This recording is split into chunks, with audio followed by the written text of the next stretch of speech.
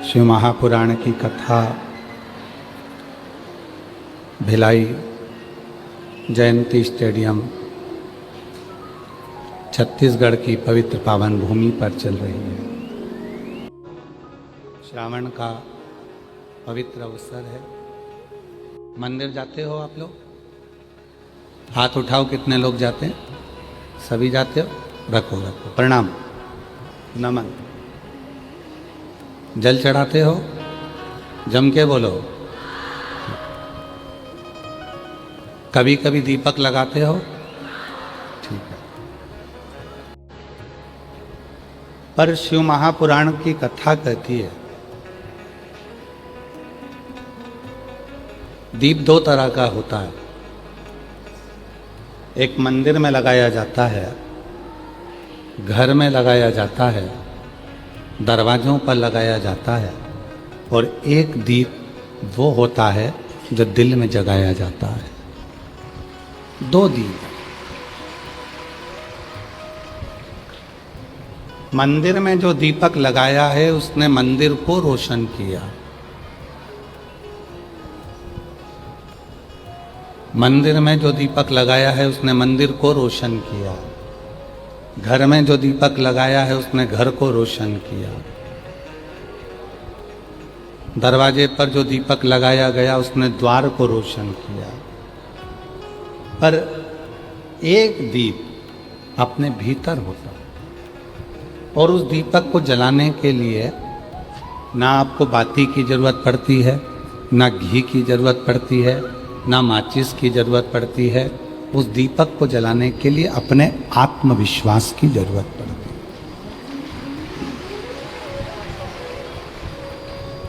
कितना आत्मविश्वास आपके अंदर है, कितनी दृढ़ता आपके अंदर है, कितना भरोसा आपके अंदर है, यह आप पर निर्भर करता है। व्यक्ति क्या करता है? मंदिर में तो दीपक लगाता है, दरवाजे पर दीपक लगाता है, घर में दीपक लगाता है, पर अपने भीतर दीपक नहीं जला पाता। हमने पहले भी कहा था, एक विश्वास अपने आप पर, एक विश्वास अपने बाप पर, पिता पर, और एक विश्वास अपने देव अधिदेव महादेव पर जब हो जाता है तो जिंदगी के सारे कार्य सफल हो जाते हैं।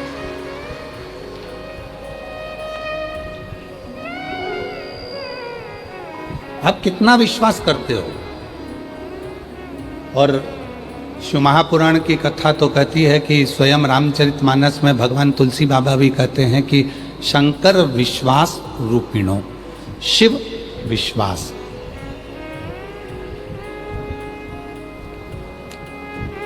अभी पूरे भारत देश में ही नहीं, विदेश में भी गोस्वामी तुलसीदास जी की जयंती महोत्सव मनाया गया।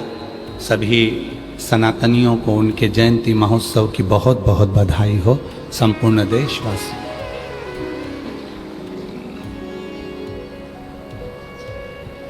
परम पूज्य गोस्वामी तुलसीदास जी ने अपनी भाषा में कहा, अपनी वाणी में कहा कि शिव विश्वास है।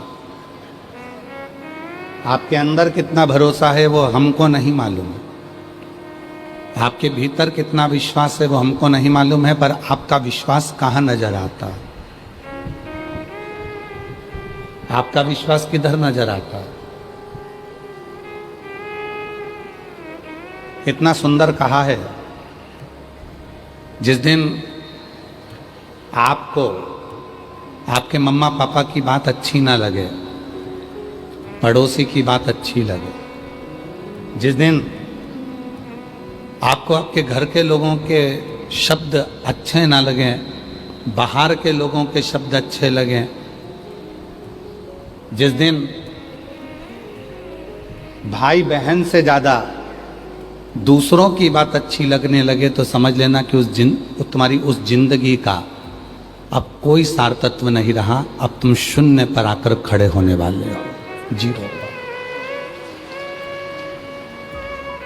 जगत में केवल एक माँ और बाप ऐसे होते हैं जो तुमसे कोई चाह नहीं रखते। तुम्हारा बुढ़ापा भी आएगा ना, तुमसे चाह नहीं होगी। आप जितने बैठे हो, आपकी बूढ़ी माता ने और आपके बूढ़े पिता ने आपको दीपावली पर कितनी बार कपड़े मांगे आपके मम्मी पापा ने आपसे कपड़े। जिस माता पिता की उम्र 60 साल हो गई, 70 साल हो गई, 75 साल हो गई, 80 साल हो गई, वो आपके अपने बच्चों से कभी कपड़े नहीं मांगते कि मुझे दीपावली पर कपड़े दिलाओ। कोई बुजुर्ग माँ बाप अपना जेवर नहीं मांगता कि मुझे सोने चांदी की दुकान पर ले चलो और मुझे जेवर दिलाओ। क्या मांगता है बुजुर्ग? एक बूढ़ा व्यक्ति मांगता है तो केवल इतना मांगता है कि बुढ़ापे में तू मेरे साथ में रहे और मैं तेरे साथ में रहूं और मेरी जिंदगी ऐसी कट जाए।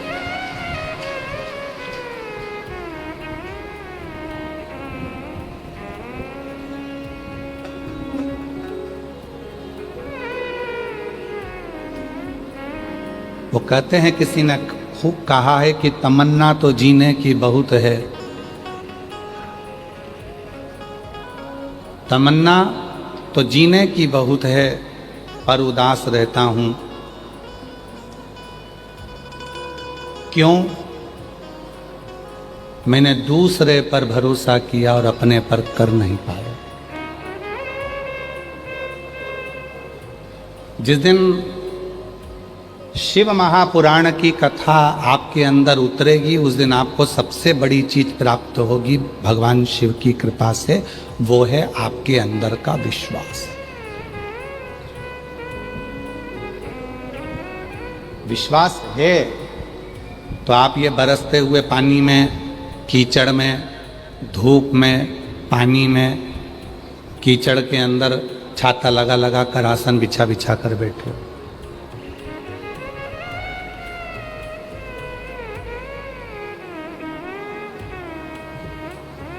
उज्जवल पाटनी जी बैठे हैं, मैं उनसे कहूँगा, उज्जवल जी, ये जितने बैठे हैं किसी के घर पे निमंत्रण नहीं जाता है, किसी के घर पे पीला चावल नहीं जाता है, किसी के घर पर पत्रिका नहीं जाती इस कार्यक्रम की। कोई के घर पर जाकर कोई माइक सिस्टम से अनाउंसमेंट नहीं होता कि आपको इस कथा में आना। केवल इनके अंदर का विश्वास इतना प्रबल होता है कि ये खुद कथा को सुनने के लिए दौड़ पड़ते हैं और कथा के पंडाल में पहुंच जाते हैं। ये शिव, ये भक्त।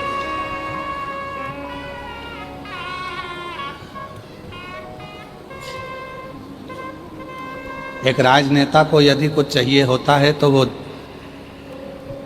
सबको निमंत्रण देगा, सबको बुलाएगा, तो भी लोग इकट्ठे नहीं होते। 150, 500 देने का भी प्रयास करे तो लोग इकट्ठे नहीं होते, क्योंकि काम बहुत है। पर जिसके दिल में एक बार भरोसा दृढ़ हो जाता है, जिसके दिल में एक बार शिव रूपी विश्वास जागृत हो जाता है, फिर वो स्थान नहीं देखता, वो वहां जाता, पहुंचता, शिवालय तक, देवालय तक। और कोई सुख नहीं देख रहा है, कोई संपदा नहीं देखी उसने, कोई वैभव नहीं देखा उसने तो केवल इतना देखा कि मेरे बाबा आए हैं और मेरे बाबा के पास में जाऊंगी। जैसे बेटी बाप के पास जाती है, कुछ नहीं कहती, फिर भी बाप उसके दिल की बात समझ जाता है, उसी तरह मेरा महादेव आपके हृदय की बात को समझ, वो आपके मन के विचारों को जानते।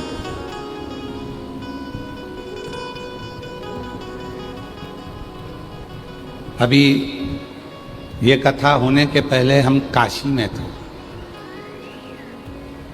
काशी के बाद हम मध्य प्रदेश गए पुष्पगिरी पर, फिर वहाँ से वापस हम रायपुर आए, फिर एयरपोर्ट से दया सिंह भैया हमको लेके आए। काशी में बाबा विश्वनाथ जी के दर्शन करने के लिए नाव से जा रहे थे, तो वहीं पर मणिकर्णिका घाट का दर्शन।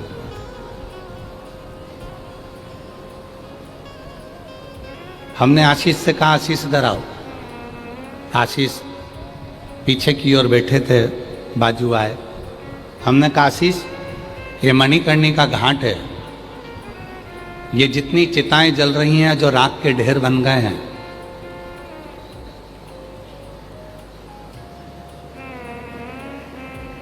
हमने कहा, आशीष एक मन में भाव है, अपन चलकर पूछते हैं मणिकर्णिका के घाट पर उतर कर नाव से विश्वनाथ जी का दर्शन कर कर आते हैं, फिर अपन मणिकर्णिका के घाट पर चलते हैं और वहां चलकर पूछेंगे कि जो ये जल रहा है, जो राख का ढेर बन रहा है, जिसको अंतिम संस्कार किया गया है, इसका मकान कितना बड़ा था, इसकी गाड़ी कितनी बड़ी थी, इसका बंगला कितना बड़ा था। हम विश्वनाथ बाबा का दर्शन करे, सतुआ बाबा जी को साथ में लिया और मणिकर्णिका के घाट पर गए, बैठ गए। एक मुर्दा जल रहा था और मुर्दा जल रहा था तो उसके परिवार के लोग बैठे हुए। हमने आशीष से कहा, इनको अपने पास बुला के लाओ। वो थोड़ा मुंह उतार कर आए, हमारे पास में बैठे। बोले, आप तो सीहोर वाला महाराज हो। हमने कहा, बताओ, आज हमारे भाई साहब का अंतिम संस्कार हो रहा है और आप यहाँ दर्शन हुए। हमने कहा, ये सब बात दूसरी है, पहले ये बताओ कहाँ से आए। कहा, हम लखनऊ के पास के। अच्छा, मकान कितना बड़ा है। कहा, 8,000 स्क्वायर फीट का मकान है। हमने कहा, बहुत बढ़िया। डबल मंजिल का बंगला है गुरुजी भाई साहब का। हमने, बहुत बढ़िया। क्या काम काज है। 3 पेट्रोल पंप हैं और बड़े बड़े डंपर चलते हैं और ट्रेवल्स का भी काम है और प्रॉपर्टी का भी काम है और सारा काम ठीक है। डनलप का गद्दा है, एसी का रूम है, ब्रांडेड कपड़े हैं, ब्रांडेड जूता है, ब्रांडेड घड़ी है, ब्रांडेड पलंग है, ब्रांडेड इत्र है, सब कुछ। 8,000 स्क्वायर फीट के मकान में बंगला बना है, 2 करोड़ की गाड़ी में घूमता था और ब्रांडेड कपड़े पहनता था। और आज इतनी सी जगह में, वहाँ भी मणिकर्णिका के घाट पर कहना पड़ रहा है, भैया थोड़ा सा जगह और दे दो, यहाँ हमें मुर्दे को जलाना है। इतनी सी, केवल इतनी सी जगह है, इतनी सी जगह है, यहाँ मुर्दे को जलाना है। मुर्दे, करोड़ों की गाड़ी में घूम लो, ब्रांड के कपड़े पहन लो, ब्रांडेड घड़ी पहन लो, ब्रांडेड परफ्यूम लगा लो, चाहे कितना भी धागे से 2 घंटे तक आईब्रो बनवा लो, चाहे 2 घंटे तक बैठकर डेंटिंग पेंटिंग करा लो, पर इतने बड़े मकान में रहने वाला भी एक दिन शमशान में जाकर आग लग जाती है और राख का ढेर बन जाता है। तब कौन आए। उस समय पर उस ईश्वर को याद करो। अंत समय प्रभु आना पड़ेगा, वचन दिया तो निभाना पड़ेगा। अंत समय प्रभु आना पड़ेगा, वचन दिया तो निभाना पड़ेगा। आए ना आए प्रभु कुटुंब कबीला, अंत समय प्रभु आना पड़ेगा। वचन दिया तो निभाना पड़ेगा। अंत समय प्रभु आना पड़ेगा। बोलो, कितने बैठे हो आप? आना, वो अंतिम समय में आना, जब कोई ना है, तब तुम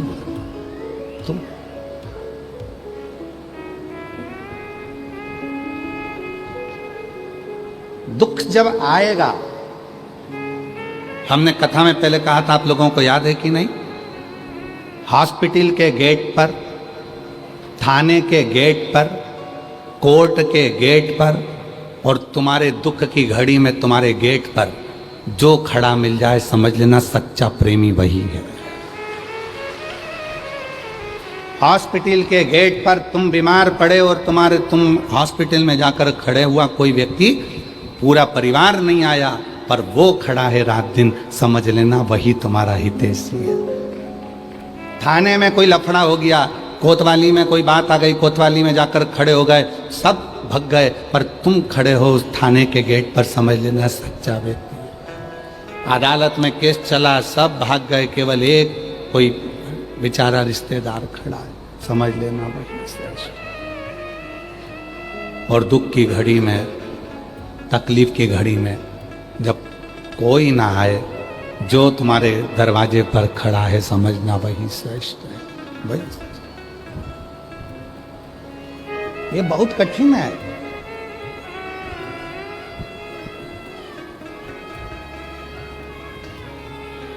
एक नियम, एक ईश्वर से लगन, और जब हम नियम के साथ में ईश्वर से लगन लगा लेते हैं तो निश्चित है हमारे जीवन में खुशियां आना प्रारंभ हो जाती, सुख आना प्रारंभ हो जाता। महाराज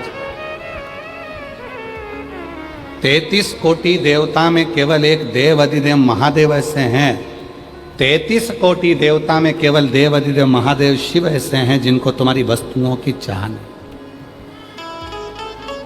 इसीलिए शिव महापुराण की कथा में वर्णन आता है, भगवान शंकर की कथा में वर्णन आता है, देव अधिदेव महादेव की कथा में वर्णन आता है कि 33 कोटि देवता में केवल एक देव अधिदेव महादेव ऐसे हैं जिनका शिवलिंग यदि आपके घर में है, आपने 1 महीने तक स्नान कराया तो ठीक, नहीं कराया तो ठीक, चावल चढ़ाया तो ठीक, बेलपत्री चढ़ाई तो ठीक, भोग लगाया तो ठीक, आपने दिया लगाया तो ठीक, भगवान का अर्चना करा, पूजन करा तो ठीक, नहीं करा तो भी ठीक। परंतु जिसके घर में शंकर का शिवलिंग विराजमान होता है, वो पूजन करे ना करे पर वो शंकर का शिवलिंग उस घर का कल्याण जरूर करता है।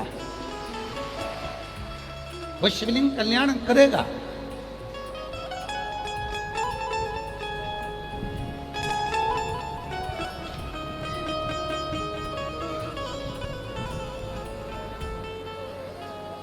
कल दया सिंह जी से बात चल रही थी तो दया सिंह जी बता रहे थे, गुरुजी हम,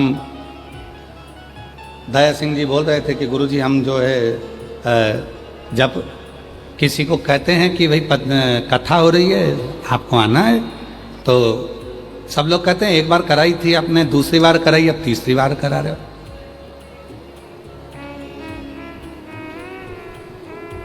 किसी ने पूछा कोई कारण है क्या कथा कराने का, तो दया सिंह जी बोलते हैं कारण नहीं, शिव से प्यार हो गया है और उनसे जब लगाव हो जाता है तो ये कथा होना ही चाहिए। शिव से प्रीति हो, शिव से।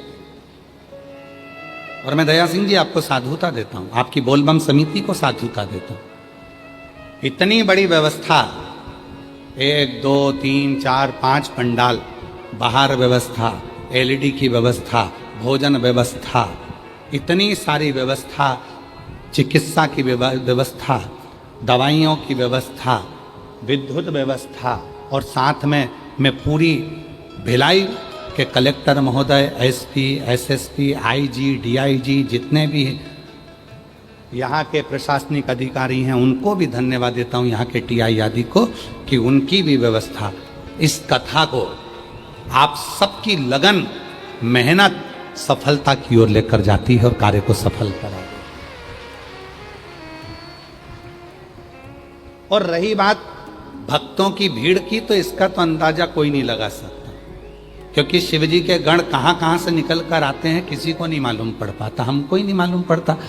सीहोर के मैनेजमेंट गड़बड़ हो जाता है, कई बार लोग कहते हैं सीहोर में इतनी भीड़ आ गई, तो हमने थोड़ी ना किसी को निमंत्रण दिया, किसी के यहाँ चावल देने गए या किसी को हाथ जोड़ने गए। वो तो बाबा की कथा है, कथा में सुन लेते हैं और भाव से आते हैं। यहाँ से भी ना दया सिंह जी ने कोई को निमंत्रण दिया, ना किसी के यहाँ पत्रिका दी, ना चावल देने गए, ना किसी के यहाँ निमंत्रण देने गए। ये तो बाबा के भक्त हैं। और जिसको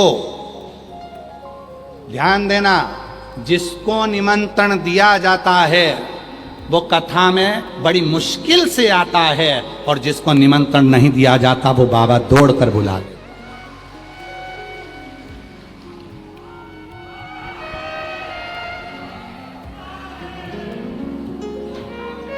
जिसको निमंत्रण दिया जाता है, आप निमंत्रण दो किसी को, आना पड़ेगा, आपको आना पड़ेगा, बस कल आऊंगा, परसों आऊंगा, नरसों आऊंगा, खरसों आऊंगा, और मालूम पड़े खसक ही गए, लो हो गया, कल आऊंगा आऊंगा आऊंगा आऊंगा, और वो आने का इंतजार करते रहे।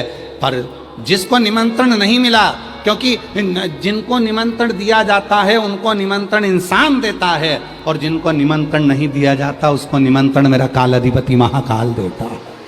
स्वयं शिव देते हैं। आपके घर पर आकर आपके अंदर उत्सुकता उत्पन्न करेंगे। अपने भिलाई में मारा जा रहा है, अपने भिलाई में बाबा की कथा हो रही, सावन के महीने में कथा हो रही, दया सिंह जी करा रहे हैं, कथा हो रही, अंदर से उमंग उत्पन्न होती है। पर पानी बहुत गिर रहा है, रोज पानी आ रहा है, कैसे जाऊं? तो फिर मन में आया, टीवी पे देखा, इतने सारे लोग जब जा रहे हैं तो मैं क्यों ना जाऊं?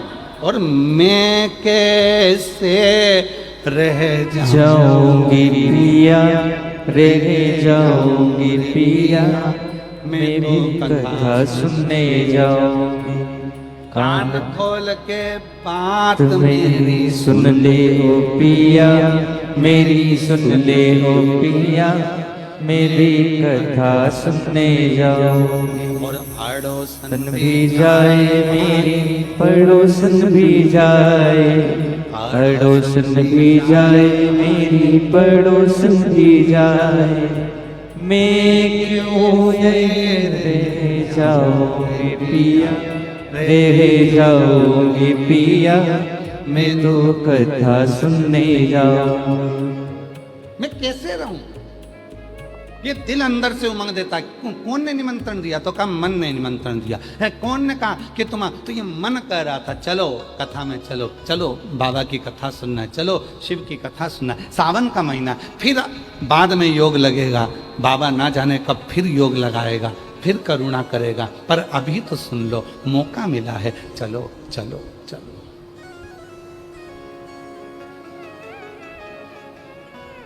कितनी हो गई है? ये कौन से वर्ष की चल रही है? तीसरा। और छोड़ना मत ही तुम दया सिंह जी को, बजाओ जरा एक बार जोरदार। छोड़ना मत ही दया सिंह जी को। और सुनना है ना अभी तो उनको? अरे जम के तो बोलो, छोड़ना नहीं, पकड़ लेना इस दया सिंह को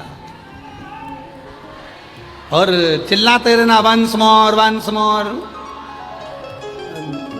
और भक्ति इसी को कहते हैं। पेट ना भरे महाराज, हृदय ना भरे, भर गया दिल ना भरा, हृदय खाली की खाली। अभी और चाहिए, और चाहिए, और चाहिए। वो मिलन की आस और बढ़े। फिर वही बात है, तुझसे मिलने के लिए तेरी कसम, तुझसे मिलने के लिए तेरी कसम, एक मुलाकात जरूरी है सनम, मुलाकात जरूरी है सनम। मेरे भोले तेरा सहारा रे, मेरे भोले तेरा सहारा रे, मेरी नैया का तू किनारा रे, मेरी नैया का तू किनारा रे।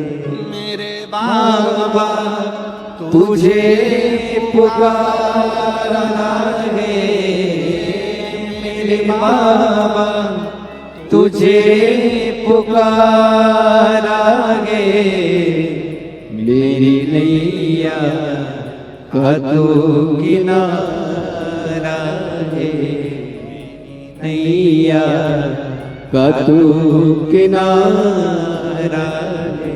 एक लगन, उससे एक विश्वास, उसके प्रति एक दृढ़ता जब जागृत हो तो निमंत्रण की नहीं शिव के बुलावे की जरूरत होती है और भक्त भाग पड़ता है, दौड़ पड़ता है।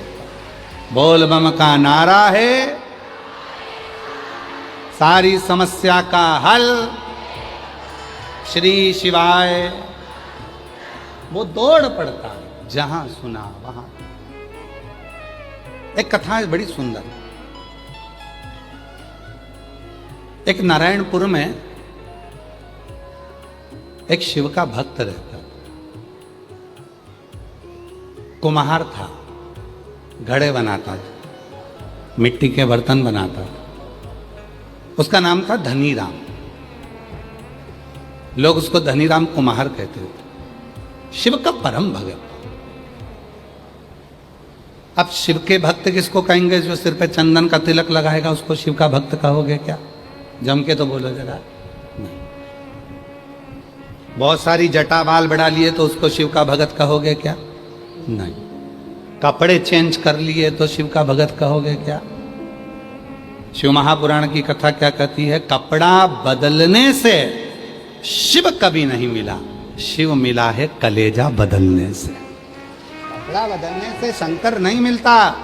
शंकर को प्राप्त करने के लिए अपने भीतर को बदलना पड़ेगा, कलेजे को। जटा बढ़ाने वाले को देखकर ये मत सोचना कि ये शिव का भक्त है। चंदन पोत लिया तो ये मत सोचना कि शिव का भक्त है। तन पर राख लगा ली तो ये मत सोचना कि शिव का भक्त है। शिव का भक्त किसको कहते हैं? ये शिव महापुराण की कथा में नारायणपुर गांव में एक धनी राम कुम्हार रहता था। वो धनी राम कुम्हार क्या करता था? शिव के मंदिर में बस एक काम करता था, क्योंकि उसको टाइम नहीं मिलता था। मट्टी के बर्तन बनाता था, घर घर देने जाता था, घर घर। पहले के समय में ऐसा नियम था, मट्टी के बर्तन बनाने वाले मट्टी के बर्तन को बना के घर पर दे के जाते थे, अपने से धान लेकर जाते थे, चावल ले जाते थे, गेहूँ ले जाते थे, सामान ले जाते थे और मट्टी का बर्तन दे जाते। आजकल तो दुकानों पर गणेश जी की मूर्ति बिकने लगी। पहले माताएं जानती हैं, जितनी जितनी बुजुर्ग माताएं बैठी हैं, पहले गणेश जी की मूर्ति कुम्हार के यहाँ से आती थी। बोलो बोलो, सही है कि गलत है? पहले गणेश जी की मूर्ति कुम्हार के यहाँ से आती थी। कुम्हार डले में मूर्ति लेकर जाता था, दरवाजे पर जाकर घर पर आवाज़ लगाता था, गणेश जी की मूर्ति देता था और अपने डले में वो अनाज ले लेता था।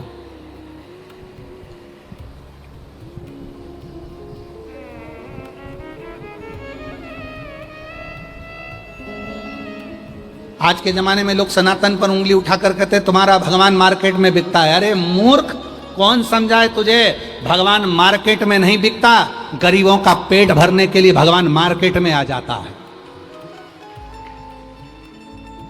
एक गरीब का पेट भरना है, ठेले वाले का पेट भरना है, सब्जी वाले का पेट भरना है, एक दुनिया के लोगों का पेट भरना है, तो वो मार्केट में बिक रहा है, खुद बिक रहा है कि तेरा पेट भरा जाए, तेरे घर में 2 रोटी आ जाती, लड़की की शादी हो जाए, तेरा मकान बन जाए, तो वो मूर्ति के रूप में दरवाजे पर आकर बिक रहा। और लोग कहते हैं सनातन ऐसा कि जहां भगवान बिकता है।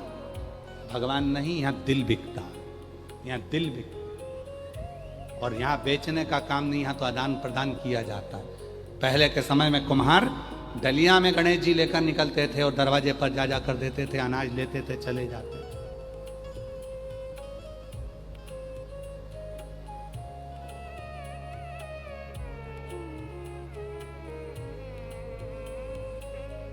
दीपावली के टाइम पर माता लक्ष्मी जी बाजार में बिक रही थी, मिट्टी की मूर्ति।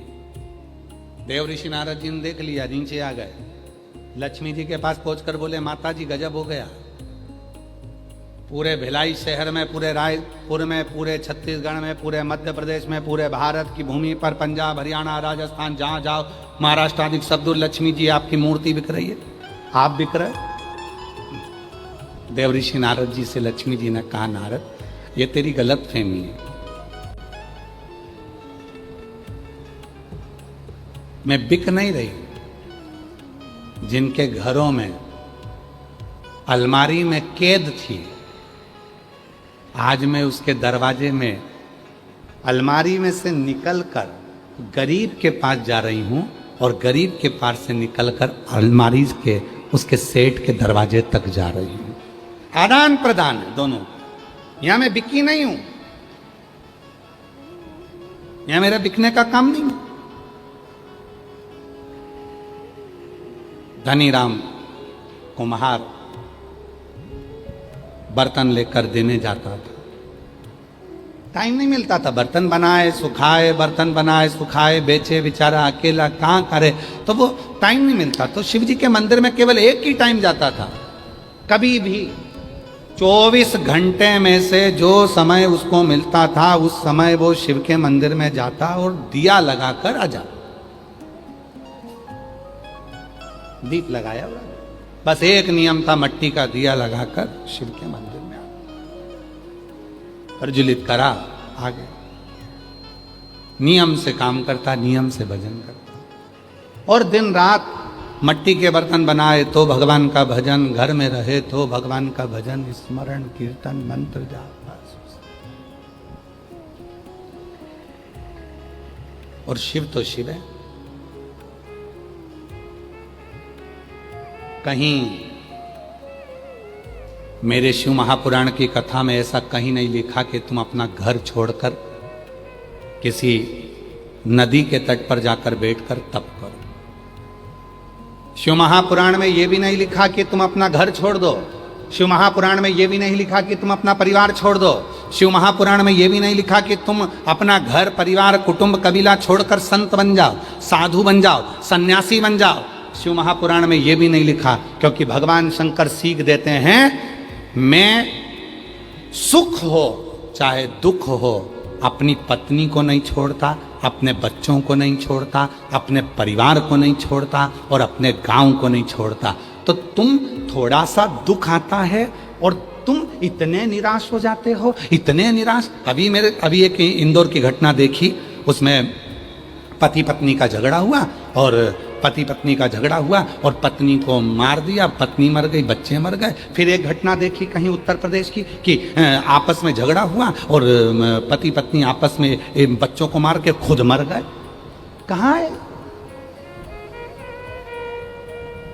शिव महापुराण में कहीं नहीं लिखा कि तुम संत बन जाओ। शिव महापुराण में कहीं नहीं लिखा कि तुम साधु बन जाओ। शिव महापुराण में कहीं नहीं लिखा कि तुम तपस्वी बन जाओ। शिव महापुराण में इतना लिखा है, साधु बनना सरल है, सन्यासी बनना सरल है, तपस्वी बनना सरल है, नदी के घाट पर बैठकर तप करना सरल है, पर घर में रहकर परिवार का भरण पोषण करना कठिन है और एक अच्छा गृहस्थी बनना कठिन। शिव पुराण कहती है, शंकर जी की कथा कहती है, शिव जी कहते हैं मैं अपनी पत्नी के साथ रहता हूं। कोई देवता, भगवान नारायण की मूर्ति का दर्शन करिए, भगवान विष्णु की मूर्ति का दर्शन करिए, भगवान विष्णु के पास में लक्ष्मी जी मिलेंगी। बोलो सही है कि गलत है? जम के तो बोलो। सीताराम जी का दर्शन करिए, राम जी के पास में माता जानकी जी मिलेंगी। राधा कृष्ण का दर्शन करिए, कृष्ण जी के पास में राधा जी मिलेंगी। ब्रह्मा जी के पास ब्रह्माणी मिलेंगी। केवल 33 कोटि देवता में केवल एक देव अधिदेव महादेव से हैं जिनका शिवलिंग पृथ्वी पर होता है, जमीन पर होता है, और पार्वती जी का स्थान शिव जी के स्थान से ऊंचा होता है। उज्जैन महाकाल में जाकर दर्शन करो, शंकर जी नीचे, पार्वती जी ऊंची। सोमनाथ में दर्शन करो, सोमनाथ नीचे, पार्वती जी ऊंची। ओमकारेश्वर दर्शन करो, शंकर जी नीचे, पार्वती जी ऊंची। भीमा शंकर जाकर दर्शन करो, शिव जी नीचे, पार्वती जी ऊंची। केदारनाथ जाकर दर्शन करो, शिवलिंग नीचे, पार्वती जी ऊंची। 12 ज्योतिर्लिंग और जितने उपलिंग हैं उनका भी दर्शन करिए, शिव के मंदिर का दर्शन करिए। शंकर जी नीचे होंगे, पार्वती जी थोड़े से ऊंचे स्थान पर होंगी। क्यों? क्योंकि 33 कोटि देवता में केवल एक देव अधिदेव ऐसे हैं जो अपनी धर्म पत्नी को सम्मान देते हैं और कहते हैं कि इसको ऊंचा रखा जाए, इसको मान दिया जाए, सम्मान दिया जाए, इसको ऊंचा स्थान दिया जाए। केवल शिव समझाते हैं कि अपनी धर्म पत्नी को आप जितना मान दोगे, सम्मान दोगे, आदर दोगे, दुनिया उतना आपका आदर करेगी, उतना सम्मान करेगी। नहीं तो लोग कहेंगे ये अपनी लुगाई का सम्मान नहीं करे, पत्नी का सम्मान नहीं करे, भाई का सम्मान नहीं करे, बहन का सम्मान नहीं करे, कुटुंब का सम्मान नहीं करे, रिश्तों का सम्मान नहीं करे, तो कौन करे? तुम्हारा आदर दो, सम्मान करो। भाई है तुम्हारा, भले द्रोही हो गया, भले दुश्मन हो गया, भले लड़ाई हो गई, बहन है तुम्हारी, भले लड़ाई हो गई, भले दुश्मन हो गया, कितना भी अंटी हो जाए, कितनी भी दुश्मनी हो जाए तो भी, और जितनी मेरी जीजियां बैठी हैं और जितने मेरे जीजा बैठे हैं, जितनी मेरी बेटियां बैठी हैं, जितने मेरे बुजुर्ग माँ बाप बैठे हैं, जितने बेटे बैठे हैं, सबसे करबद्ध निवेदन है, रक्षाबंधन का त्यौहार आ रहा है, तुम्हारे बहन भाई में कितना भी झगड़ा हो, तुम्हारी रिश्तेदारी में कितने भी झगड़ा हो, पर एक बार मेरा जितने जीजा बैठे हैं और जितने पुरुष कथा सुन रहे हैं और जितनी भाभियां कथा सुन रही हैं, सबसे निवेदन है, अपनी ननंद को भले कितना भी झगड़ा हो, एक बार फोन लगा कर बोलो जीजी राखी पर आना है, राखी पर, जीजी राखी पर आना। अब कई लोग कहते हैं जी हमारी ननंद तो आती है, हम तो उसको साड़ी दिलाते हैं, हम उसको कपड़ा दिलाते हैं, उसके बच्चों को 100-100, 200-200, 500-500 का लिफाफा देते हैं, वो तो कुछ नहीं दे के जाती। मत दे, मत दे।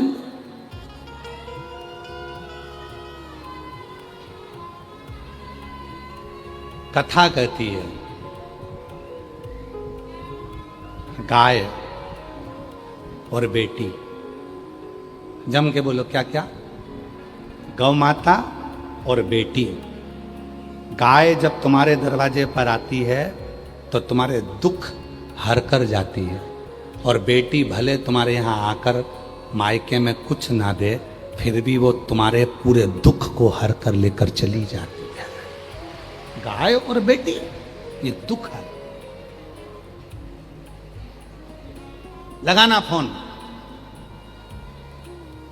28 तारीख की राखी है, अपनी अपनी ननंद को, तुम कितनी भी लड़ लियो भले ननंद से, कोई बात नहीं, झगड़ा हो गया ना कोई बात नहीं, कितने दिन का झगड़ा रहेगा, कब तक रहेगा, जीवी तो तब तक, ऊपर जाके झगड़ोगे नहीं, ऊपर दिख जाए ये बिमला बोई है मेरी ननंद, छोड़ूंगी नहीं इसको, एक तरफ नरक एक तरफ स्वर्ग, बीच में खिड़की रहेगी, तुम वहीं से लड़ती रहना, लड़ खूब लड़ना, और अच्छा जूड़ा बांध बांध के लड़ना, देख लूंगी खूब देखूंगी, लड़ो।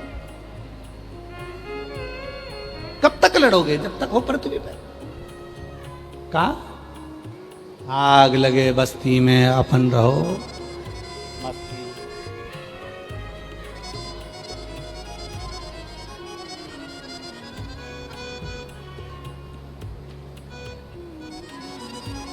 आग लगे बस्ती में अपन रहो मस्ती में, क्या किसको रोइए, जम के बोलो जरा चादर तान के सोइए। क्या करना अपन को, कौन क्या बोल रहा है, कौन क्या कह रहा है, क्या कह रहा है, यार मस्त रहो, आनंद में, खूब फुल स्माइल में, प्रसन्न चित्त। जितना ज्यादा कर्जा हो उतने ज्यादा खुश रहना, जितने ज्यादा बीमार हो उतने ज्यादा स्माइल में रहना, जितना दुख परमात्मा दे उससे, जितना दुख दे उससे दुगने खुश रहना।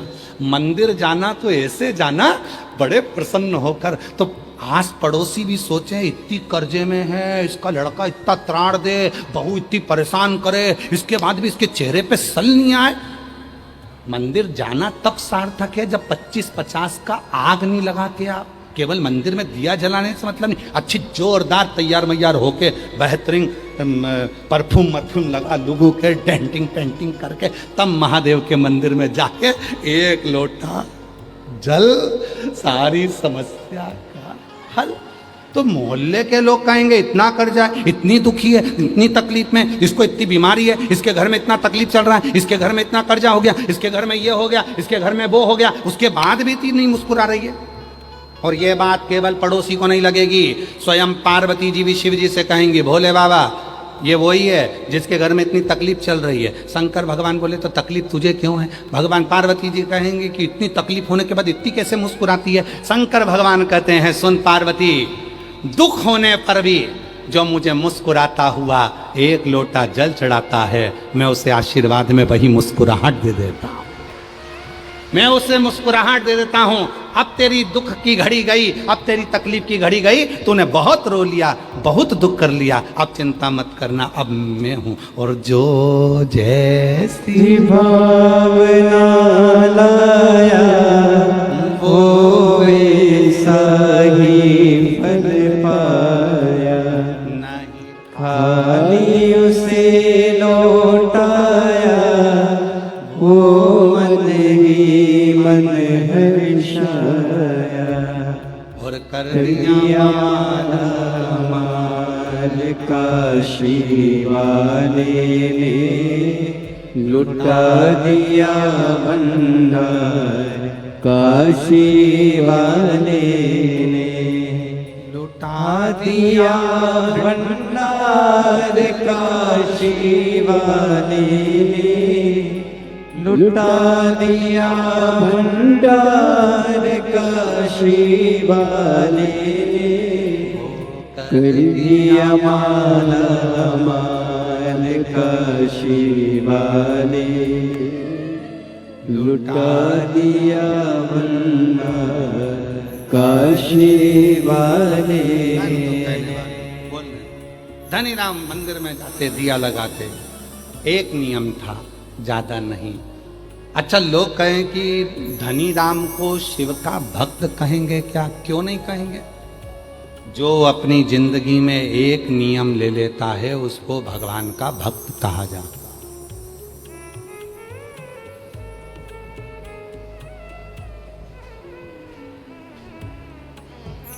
उसको भगवान का भक्त कहा।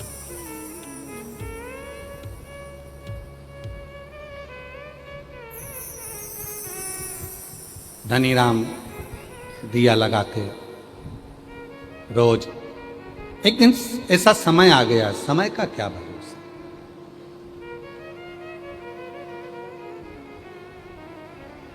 समय का कोई भरोसा नहीं।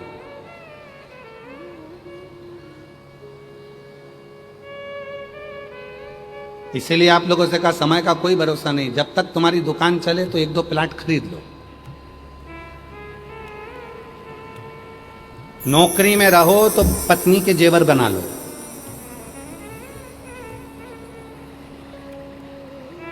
जब तक तुम्हारे घर में चले तब तक सारे तीर्थ करो, दान करो, पुण्य करो। जब तक शरीर चले तब तक कथा में चलो, और जब तक दुकान चले प्रॉपर्टी लो, रकम लो, गाड़ी लो, मना नहीं, घर बनाओ। नौकरी चले सब करो। चलते चलते में कर लोगे तो ज्यादा अच्छा है। जब नी चलेगी और तब सोचोगे कि यार मेरे को सोने का एक रानी हार बना लेना था, अब तो दुकान ही नहीं चल रही, नौकरी भी नहीं है, तो फिर नी चले तो अब बना के क्या करेगी? तो चलते में काम करो। उसी तरह आपसे निवेदन है, जब तक शरीर चल रहा है, सांस चल रही है, तब तक एक लोटा जल लेकर शिव के मंदिर चलो। ये शरीर चले तब तक चलो, चलते में काम कर लो। जिस दिन दुकान चलना बंद हो जाएगी उस दिन फिर तुम ना प्रॉपर्टी ले पाओगे, ना गाड़ी ले पाओगे, ना घड़ी ले पाओगे। तो अभी ले लो, अभी चल रही है ना, अभी अपना काम चल रहा है ना, ले करो। और अभी अपना शरीर चल रहा है ना तो तीर्थ करो। अभी अपना हाथ चल रहा है तो दान पुण्य कर लो। मन पड़े किसी को 2 रुपए का कुछ पकवान खिला दो, भोजन करा दो, पानी की बोतल पिला दो। अपने अभी चल रहा है तो नहीं चलेगा जब देखा। और समय का क्या भरोसा, क्या भरोसा समय। साथ देता नहीं किसी का, क्या भरोसा इस जिंदगी का। साथ देती नहीं किसी का, क्या भरोसा इस जिंदगी का। जीवन में कोई भरोसा नहीं है शरीर का। क्या भरोसा? चल रहा है, भजन करो, खूब जपो। अच्छा, मेरी जीजियां जितनी बैठी हैं, मेरी जीजी बोलो तो जरा ईमानदारी से बोलना। जितनी मेरी जिज्जी बैठी है, जितनी मेरी जीजियां बैठी है, सब ईमानदारी से बोलना। जो व्रत नवरात्रे का, हरतालिका तीज का, चतुर्थी का, पंचमी का, छठ का, जो भी व्रत तुम बचपन में कर लेती हो, जवानी में कर लेती हो, अधेड़ी में कर लेती हो, वो व्रत फिर बुढ़ापे में रेता बन जाए क्या? अरे बोलो तो सुन के। फिर तो क्या बोलती हो? हरतालिका माता अब मेरे से नी होए, तो अब नी होए तो क्या करें? तो क्या अब एक काम करूं, मैं तो हरतालिका तीज का उद्यापन कर दूं, और उद्यापन करके मैं पहली पूजन करने के बाद चाय पी जाऊं लोटा भर के। अब मेरे से अब जो पहले बन जाता था, पहले तो कितना बन जाता था, व्रत करती थी तुरंत तैयार वैयार होकर, हरतालिका तीज के दिन 7 हिंडोल 7 सुंदर फुलेरे का दर्शन करना है, जगह जगह जाना है, भजन करना है, आरती करना है, कीर्तन। अब बुढ़ापे में कहाँ जाना हो रहा है, कहाँ मौका मिल रहा है। अब तो तैयार होने पे, क्योंकि व्रत के दिन ऐसी हालत हो जाती है कि 2-4 लोग उठा लें। अब वो हरतालिका तीज का व्रत और 2-4 लोग उठाए, और बहुएं कह रही मम्मी तुम तैयार नहीं हो रही। इतने में मम्मी बोली बेटा तू हो ले, तेरे जमाने में जब मैं थी तो मैं ऐसी तैयार होती थी, और मेरे जमाने में तू आएगी तब मालूम पड़ेगा। तो मम्मी तुम पूजन नहीं करूंगी, तू तैयार हो जा। बहु एक डेंटिंग पेंटिंग करके बढ़िया जोरदार खजूर वाली छोटी मोटी कर कुरा के तैयार होके सब आ गई। इतने मम्मी तुरंत उठी, लाल कलर की चुनड़ी की साड़ी वाड़ी निकाल के पटला पटली लगा के पहन के, और बढ़िया ऊंचा ऊंचाया बाल पे कंगा मंगा कर कुरा के पिंडा पिंडी लगा के, और मम्मी तैयार होके तुरंत आ गई। बहू देखते से ही बोली, बहू ने देखा और तुरंत बोली, बहू देखते से ही बोली हम तो 1 घंटे से तैयार हुए तब अच्छे लग रहे हैं, मम्मी तुम तो गजब की दिख रही। मम्मी बोली ये चमक ये दमक फूलवन में महक सब कुछ सरकार तुम्हारी से सब। चलो अब देखो जरा, बहू नवयुवक है तो भी रात्रि भर जग नहीं पा रही है, सास वृद्ध है, हरतालिका के दिन ढोलक बजा बजा कर भजन गा रही है। इसको कहते हैं ऊर्जा। इसको शरीर है, चल रहा है, चला।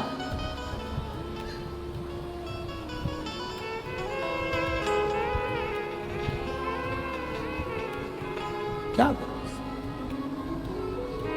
इस शरीर का क्या भरोसा। साथ देती नहीं है किसी का,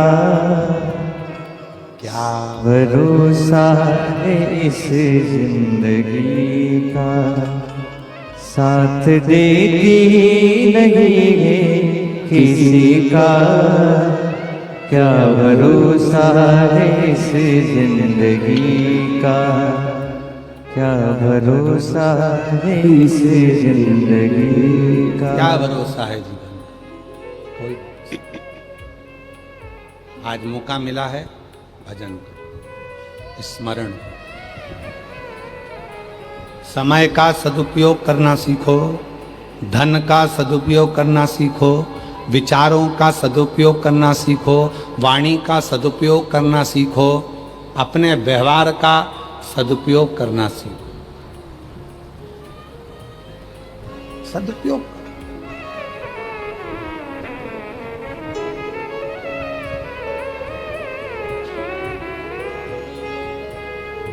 एक माताजी ने एक प्रश्न लिखा है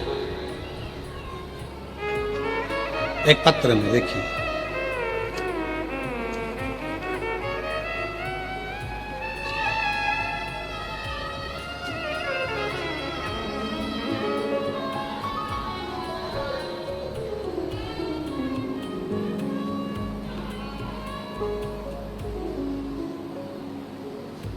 एक माताजी ने प्रश्न लिखा है, एलईडी पर सब पढ़ेंगे और आस्था चैनल पर भी सब पढ़ेंगे। मेरा नाम प्रेरणा साहू है, मैं और हम भाटा गांव रायपुर से आए।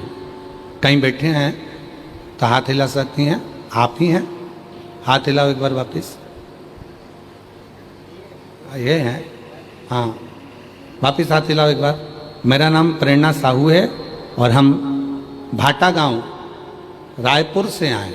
हाँ ठीक है, दिख गए हो, दिख गए, आ जाओ आ जाओ। जिनने पत्र लिखा है वही आना, पूरा गांव ना आना। हाँ आ जाओ।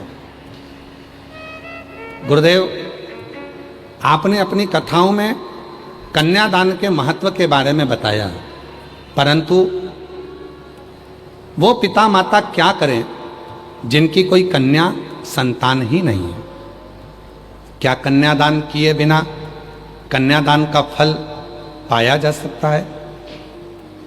जिनकी कन्या ही नहीं है वो कन्यादान कैसे करे? अरे भाई, सीधा सीधा काम है। कन्यादान में जितना धन लगता है वो इकट्ठा करो। बेटी की परवरिश में जितना धन लगता है वो सोच के रखो। अपने परिवार में, अपने कुटुंब में, अपने मोहल्ले में, अपनी कॉलोनी में, अपनी सोसाइटी में और अपने जिले में अगर कोई कन्या पढ़ना चाहती है, उसके पास पढ़ने का धन नहीं है, वो पढ़ना चाहती है, वो बढ़ना चाहती है और आपके घर में बेटी नहीं है, तो उसको पढ़ाओ, उसको आगे बढ़ाओ। उसका कन्यादान करने के बराबर तुमको फल प्राप्त हो। जरूरी नहीं है कि हमारे घर में बेटी नहीं है तो हम कन्यादान का फल कैसे मिलेगा। कन्यादान का फल मिलेगा, पहले अपने परिवार में देखो, कोई लड़की पढ़ना चाहती है, उसके पास पैसा नहीं है, उसको पढ़ाओ। परिवार में सबके पास है तो मोहल्ले में देखो, मोहल्ले में सबके पास है तो गांव में देखो, गांव में सबके पास है तो अपने क्षेत्र में, पंचायत में देखो। कोई तो मिलेगा जिसको पढ़ना है, जिसको पढ़ना है। और मेरी जीजियों, एक बात याद रखना, हमने इसी जयंती स्टेडियम में जब दया सिंह भैया आपने जब पिछली बार कथा करवाई थी, तो इसके पहली वाली कथा 2024 की, तो उस समय पर हम एक बात कहे थे, आपके स्मरण में था और आपने उस बात के लिए कहा भी था कि गुरुजी ये गजब की बात। उस समय हमने कहकर गए थे कि एक बेटी के लिए सबसे बड़ा कन्यादान क्या होता है? अलमारी देना, फ्रिज देना, गाड़ी देना, बंगला देना, सामान देना।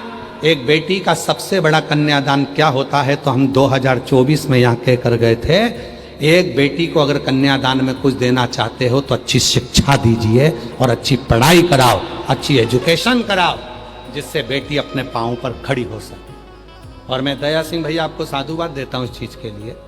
हमारे दया भैया ने भी कई बच्चियों को, जैसे सीहोर में कुबरेश्वर धाम पर जो बच्चों की पढ़ाई कराई जाती है, लगभग 1000-2000 बच्चे सीहोर कुबरेश्वर के धाम से आप लोग जो सहयोग देते हो उससे बच्चे बच्चियां पढ़ते हैं।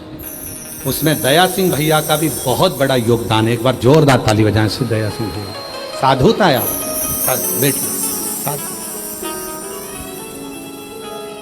शिक्षा दो।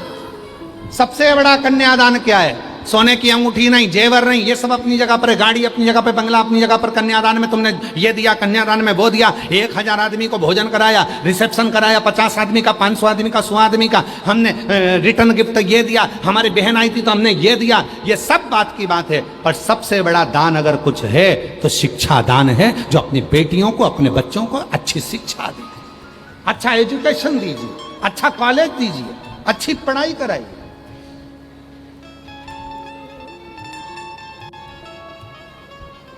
चलो आते हैं कथा में। माँ जानकी के विवाह के पहले सीता जी को किस किसने पढ़ाया था? शिव महापुराण की कथा में, श्री रामचरितमानस में लिखा, पूरे जनकपुरी की सौभाग्यवती नारियों को बुलाकर माँ जानकी को उपदेश, ज्ञान, शिक्षा दी गई। सारे संतों को बुलाकर माँ जानकी को उपदेश दिया गया, शिक्षा दी गई। शिक्षा।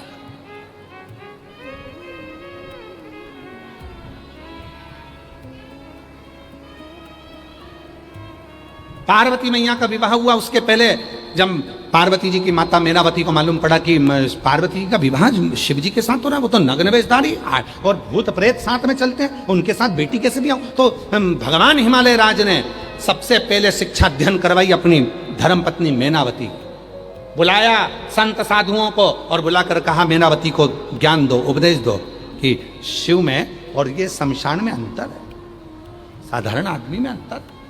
फिर पार्वती जी को समझाया। पार्वती जी को किसने उपदेश दिया था? किसने? कौन?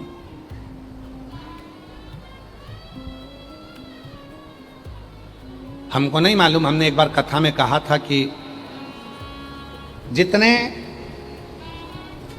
जितने गांव हैं, जितने शहर हैं, हर गांव शहर में, अपने मोहल्ले में 4-5 माताओं को इकट्ठा होना चाहिए और एक जगह पर बैठकर शिव चर्चा करना चाहिए।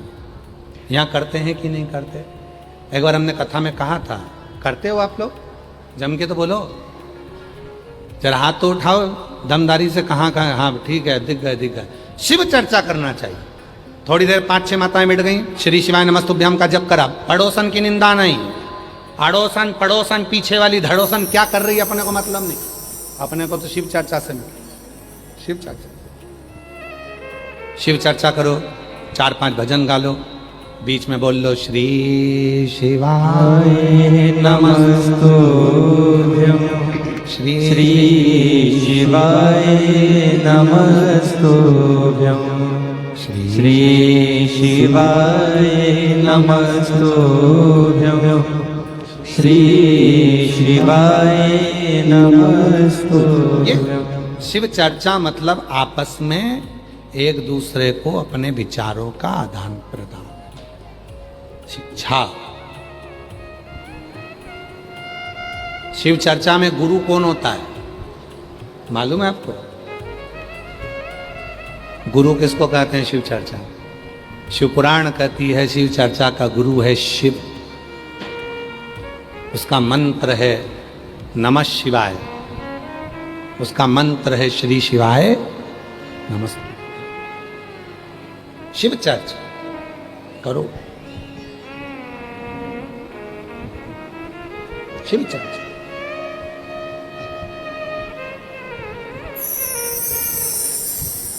वो गुरु है।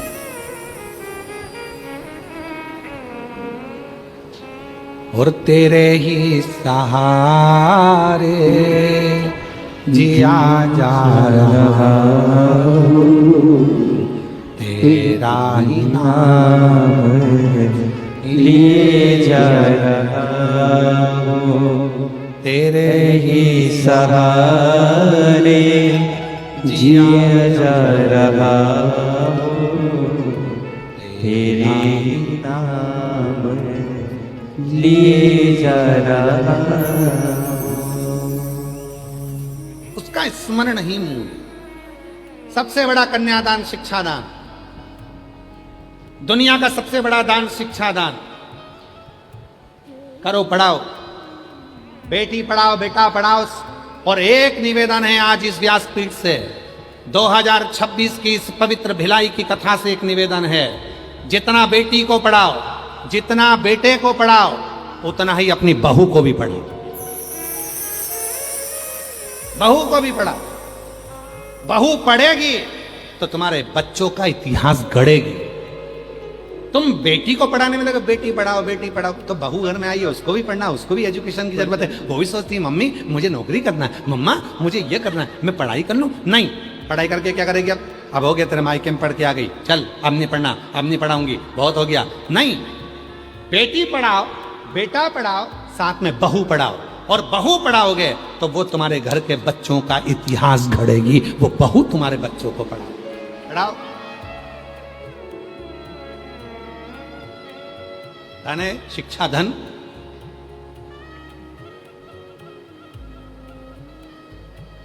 पढ़ो। और आज इस व्यासपीठ से फिर कहकर जा रहे हैं, पहले भी कहा था आज फिर कहते हैं, जो बच्चे पढ़ना चाहते हैं, जो बच्चे पढ़ना चाहते हैं और तुम्हारे पास धन नहीं है, आप बिटले सेवा समिति सीहोर को संपर्क करो, हम पढ़वाएंगे, बाबा पढ़वाएगा और आप लोगों को अच्छा एजुकेशन। सोचना नहीं रत्ती भर भी, सोचना नहीं, पढ़ो। उससे बड़ा कोई धन नहीं है, पढ़ो, शिक्षा अध्ययन करो। बोल बम का नारा है, बाबा है, शिव कथा कर रही है। धनी राम के पास में कोई नियम, बस एक नियम था, मंदिर में जाकर दीपक लगा, मंदिर में, और कुछ नहीं, ना जल, ना बेलपत्र, ना फूल, ना पंखड़ी, कुछ नहीं, केवल दीप, केवल। आ जाओ, जोरदार ताली बजाओ। इस बेटी के चक्कर में आज इतनी लंबी कथा खिंच गई। इसी बेटी ने प्रश्न किया था, अगर घर में बेटी ना हो तो कन्यादान का फल कैसे मिलेगा? तो मेरा इस बेटी को भी साधुता और सबको साधुता की कन्यादान का फल जब मिलेगा, जब आप किसी बेटी को पढ़ाओगे और उसको आगे बढ़ाओगे। पढ़ाओ।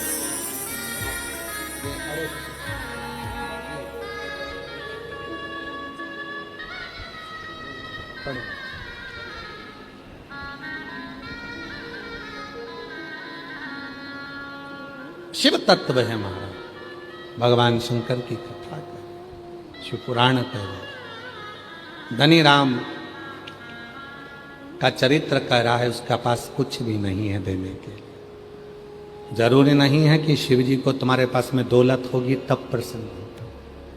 33 कोटि देवता में केवल एक देव अधिदेव महादेव ऐसे हैं जिन्हें ना तुम्हारा अंबर चाहिए, ना तुम्हारा पीताम्बर चाहिए, ना तुम्हारा धन चाहिए, ना तुम्हारी दौलत चाहिए, ना तुम्हारा सत्ता चाहिए। फूल भी दे सको तो देना, ना दे सको जल भी दे सको तो देना, ना दे सको तो 3 बार ताली बजा देना, उतने में शिव प्रसन्न हो जाते हैं। और ये भी ना कर पाओ तो शिखर दर्शनम सर्व पाप नाश, वो भी ना बन सके तो शिखर का दर्शन।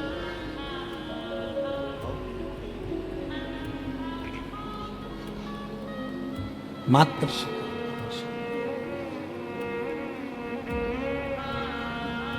ज्यादा नहीं तो थोड़ा महाराज, थोड़ा शिव तत्व कह रहा है।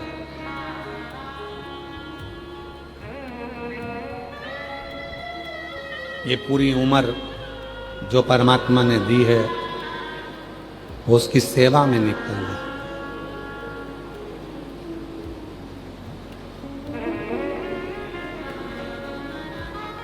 पूरी उम्र, ये उम्र जो मिली है सब उसकी सेवा में। भाई जी की धर्मपत्नी श्रीमती कौशल्या देवी जी सहाय पधारी हैं। एक बार जोरदार ताली बजाकर साधु का। प्रत्येक प्रयास करती हैं दीदी कि जहाँ भी धार्मिक कोई आयोजन होता है तो उस धार्मिक आयोजन में जरूर सम्मिलित होती हैं। ऐसी सहजता, सरलता, एक बार जोरदार ताली बजाएं श्रीमती कौशल्या देवी जी साधु।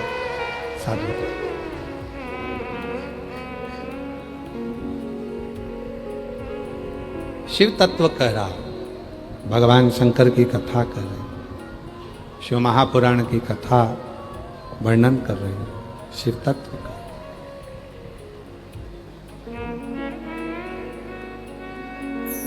शिव कथा कर रहे हैं।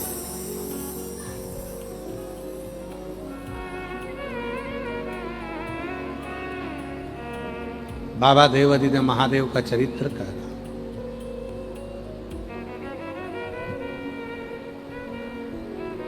भगवान शिव की कथा कर रहे।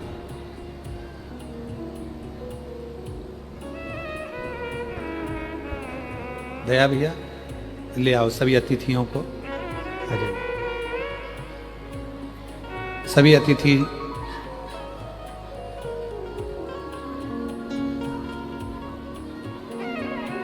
जो भी अतिथिगण बैठे हैं आप लोग अवश्य आए व्यासपीठ पूजन के लिए पधारें। और तेरी कृपा बिना नहीं लेते हैं श्वास तेरी कृपा से तनु तनु। बखान क्या करूं मैं रातों के ढेर का, चपटी बहुत में खजाना कुबेर का। हे गंगाधर मुक्ति द्वार ओंकार तू, भोले ओंकार तू। आयो शरण तिहारी शंभु तार तार तू। कैलाश के निवासी नमो बार बार हो, नमो बार बार हो, आयो शरण तिहारी शंभो तार तार हो। बखान क्या करूं मैं लाखों के ढेर का, चपटी भभूत में खजाना कुबेर का। बखान क्या करूं मैं लाखों के ढेर का, चपटी भभूत में है खजाना कुबेर का। ये गंगाधार मुक्ति द्वार ओमकार तू, भोले ओमकार तू, आयो शरण तिहारी शंभो तार तार तू। कैलाश के निवासी नमो बार बार हो, नमो बार बार हो, आयो शरण तिहारी शंभो तार तार तू। बखान क्या करूं मैं लाखों के ढेर का, बखान क्या करूं मैं लाखों के ढेर का, चपटी भभूत में खजाना कुबेर का। चपटी भभूत में खजाना कुबेर का। हे गंगाधार मुक्ति द्वार ओमकार तू, हे गंगाधार मुक्ति द्वार ओमकार तू, आयो शरण तिहारी शंभो तार तार तू, आयो शरण तिहारी शंभो तार तार तू। कैलाश के निवासी नमो बार बार हो, नमो बार बार हो, आयो शरण तिहारी शंभो तार तार तू। भगवान शंकर की पवित्र कथा कर रहे, शिव महापुराण की कथा वर्णन कर रहे। शिव महापुराण कथा कर रहे। धनीराम कुम्हार एक नियम, केवल एक नियम, और वो नियम है शिव के मंदिर में दीप लगाना। कोई नियम, ए मेरी जीजियों, ए मेरे जीजाओं, मेरी बेटियों, मेरे बुजुर्ग माँ बाप जितने बैठे हैं, मेरे बेटा ध्यान देना, अपनी जिंदगी में अगर एक नियम भी आपने धारण कर लिया तो वो नियम आपको आपकी मंजिल तक पहुंचा देगा। एक नियम, कोई सा, कोई। हर हर महादेव। एक नियम अपनी जिंदगी में आपने कोई सा भी धारण करा, वो आपको आपके लक्ष्य तक, मंजिल तक भेजे, मंजिल तक पहुंचा। और वह नियम ही श्रेष्ठ है।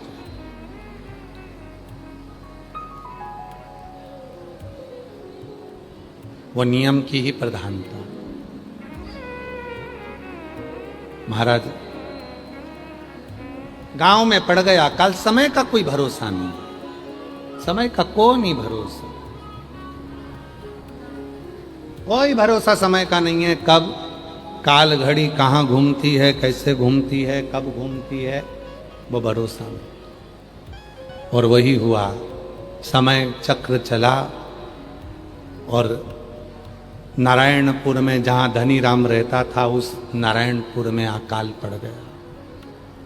अकाल, कुछ नहीं है खाने के लिए, तरस गए एक बूंद पानी के लिए, इतना अकाल। सारे गांव के लोगों ने विचार कर लिया कि अब अपने को अपने गांव में नहीं रहना, छोड़ो इस गांव को, इस गांव को छोड़कर जाना है, क्योंकि इस गांव में अब कछु नहीं बचा, कुछ नहीं है, चलो इस गांव को छोड़कर चलो। छोड़ो इस गांव को। पूरा गांव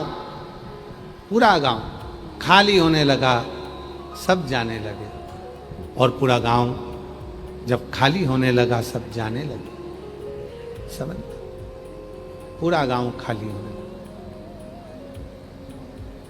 सब जाने लगे। तब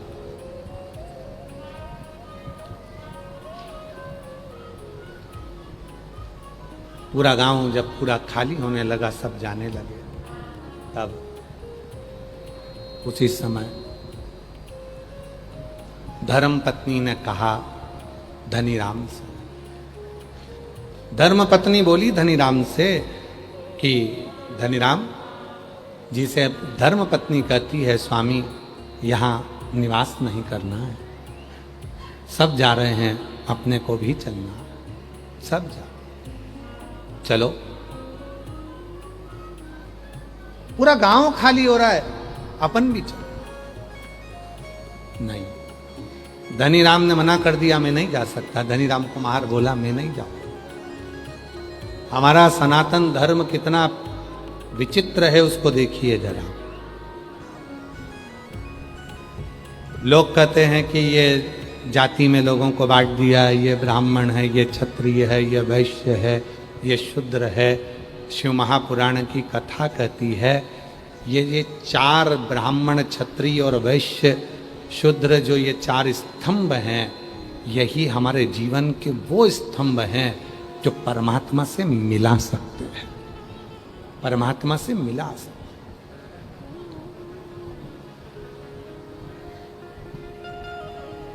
जो परमात्मा से मिला सकते हैं, ये वो स्तंभ जो परमात्मा से मिलन का कार्य कराते हैं। चाहे ब्राह्मण होगा वो भी परमात्मा से मिलन कार्य कराएगा, क्षत्रिय होगा वो भी भगवान से मिलन का कार्य कराएगा, वैश्य होगा वो भी मिलन भगवान से मिलन का कार्य करवाएगा, और शूद्र होगा तो वो भी परमात्मा से मिलन का कार्य करेगा।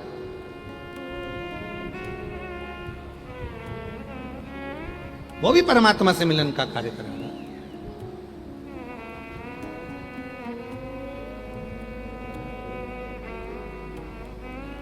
ईश्वर से मिलन हो, वो ईश्वर से।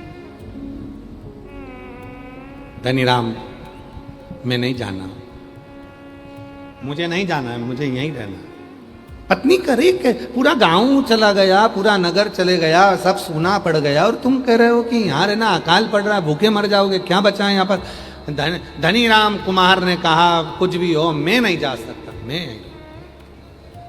पत्नी नाराज हो गई, चली गई, बच्चे चले गए। धनीराम कहता है, मैं कैसे चले जाऊं, भले भूखा मर जाऊंगा, कुछ ना मिलेगा, पर कम से कम यहाँ जो शिव का मंदिर है, जहाँ मैं एक दीपक रोज लगाता हूँ, वहाँ दिया तो लगाऊंगा। भगवान कहेंगे कि अकाल पड़ा और तुम मुझे छोड़कर चले गया। मैं अपना नियम नहीं छोड़ सकता, मैं अपना नियम नहीं छोड़ूंगा। ये वाले माइक बक्सा नहीं चल रहा, सुनो, एक नियम में नहीं छोड़ सकता, मैं उस नियम को नहीं छोड़ूंगा, मैं नियम नहीं त्याग सकता, मैं नियम नहीं छोड़ सकता। पत्नी चली गई, बच्चे चले गए, सारा गांव चले गया। धनीराम कुम्हार मंदिर जाता रहा, कुछ नहीं था। पेड़ों की पत्ती को तोड़कर, सुखाकर, उसका तेल निकालकर वृक्षों से उसका दीपक लगाने लगा, पर नहीं, भूखा मरता रहा, नहीं। नियम ना टूट जाए मेरा। एक दिन ऐसा हुआ, धनीराम दिया लगाने के लिए शिव के मंदिर में गया था, तभी देव अधिदेव महादेव ने बूढ़े का रूप रखा और आ गए। बूढ़े का, और बूढ़े का रूप रखकर मेरे भोलेनाथ आते हैं और कहते हैं, भैया बहुत भूख लगी, कुछ मिलेगा क्या? हमने आपसे कहा था, भूखे को भोजन, प्यासे को पानी, जय बाबा बर्फानी। शिव की सबसे बड़ी सेवा क्या है? भगवान शंकर की सबसे बड़ी सेवा क्या है? अपने घर में कोई बुजुर्ग है, माता पिता है, उनके भोजन करा देना, उनकी सेवा कर लेना, ये शिव सेवा। अपने से बड़ा कोई आया है, उसका आदर कर लेना, सम्मान कर लेना, उसका मुख झूठा करा देना, ये शिव की सेवा, ये शंकर की सेवा।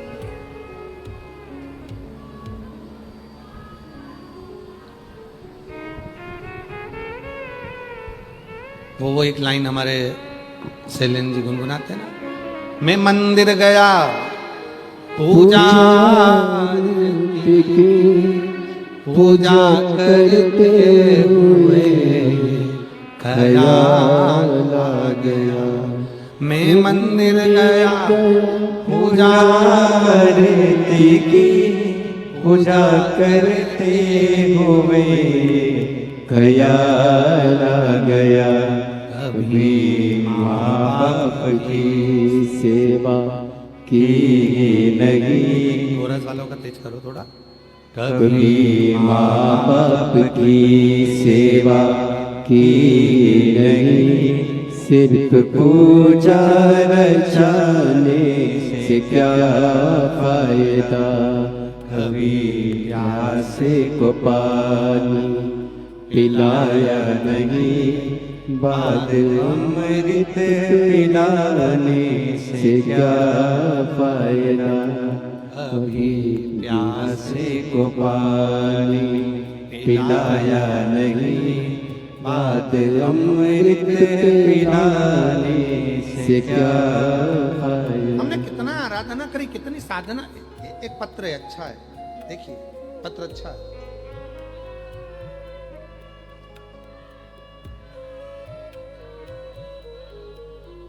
शंभु शंभु शंभु शंभु। मैं डाली साहू, जो कि ग्राम टांडा, घरी सीमा, जिला रायपुर की रहने वाली हूं।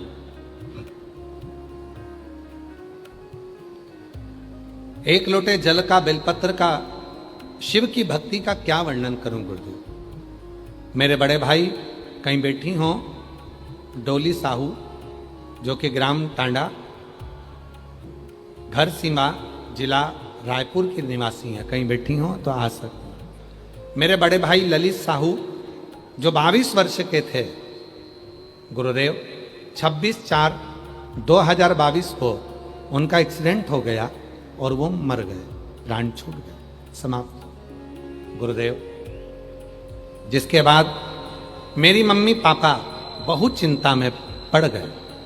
कथा, आपकी कथा के बारे में तो मालूम ही नहीं था, हम जानते भी नहीं थे आपको, और हमारा कहीं विश्वास भी नहीं था।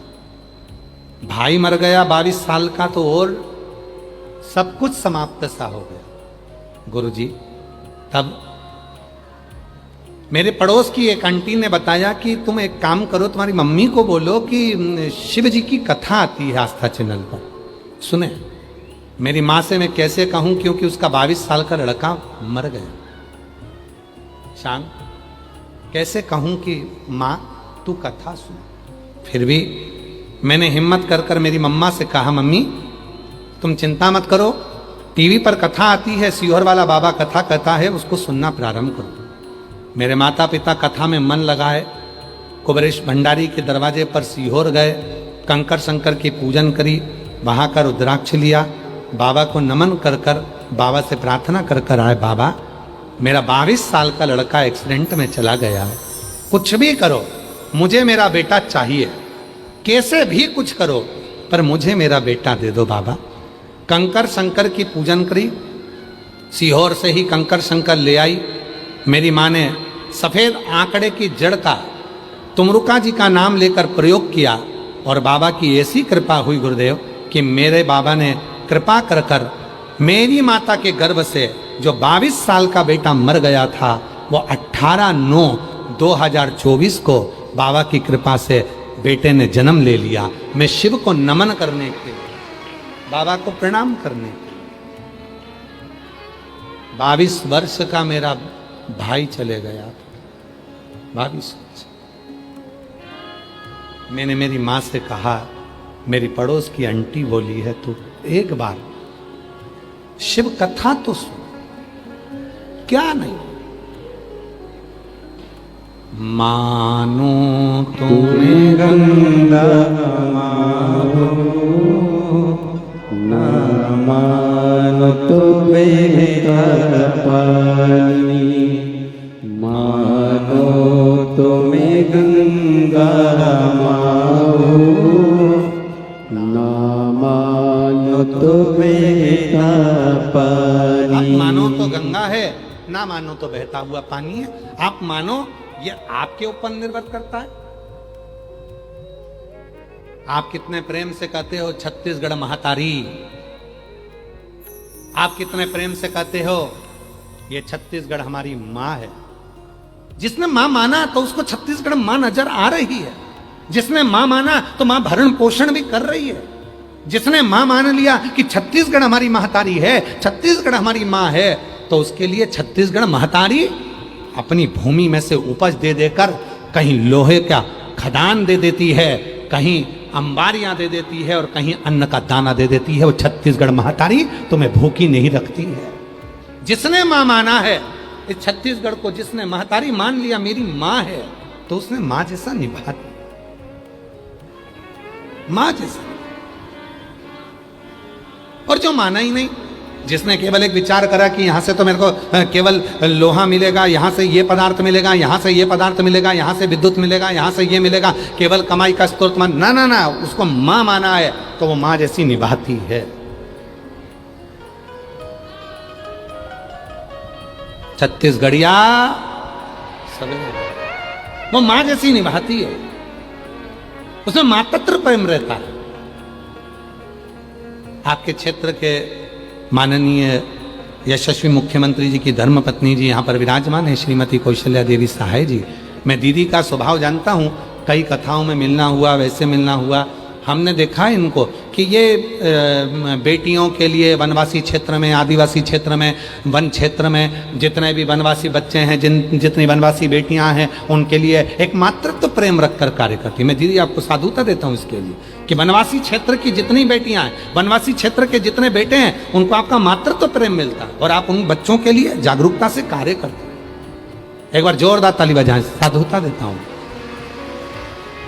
हमारे बीच में पवन साय जी आए हुए हैं शायद, बहुत बहुत साधुता। जो एक पत्र दो ना, कौन आए लिख के दो, पहुंचाओ मेरे पास। शिव तत्व किसको कहते हैं महाराज? शिव तत्व किसको?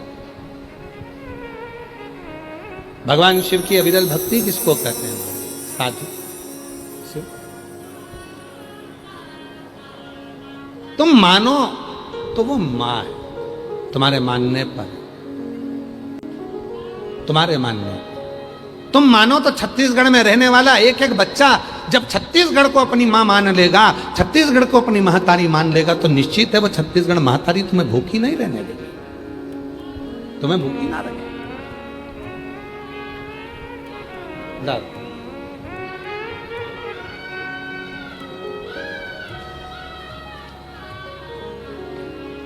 हमारे बीच में माननीय विजय बघेल जी सांसद दुर्ग से आए हैं, एक बार जोरदार ताली बजाकर साधुता।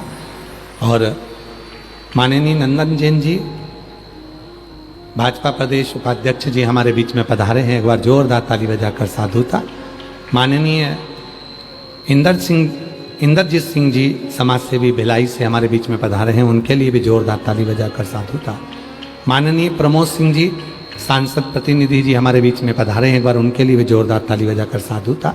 बहुत बहुत साधुवाद। शिव तत्व, शिव कथा कहती है महाराज, हमारे भीतर में जो भाव होगा वो भाव में हमें परमात्मा का दर्शन, वो भाव।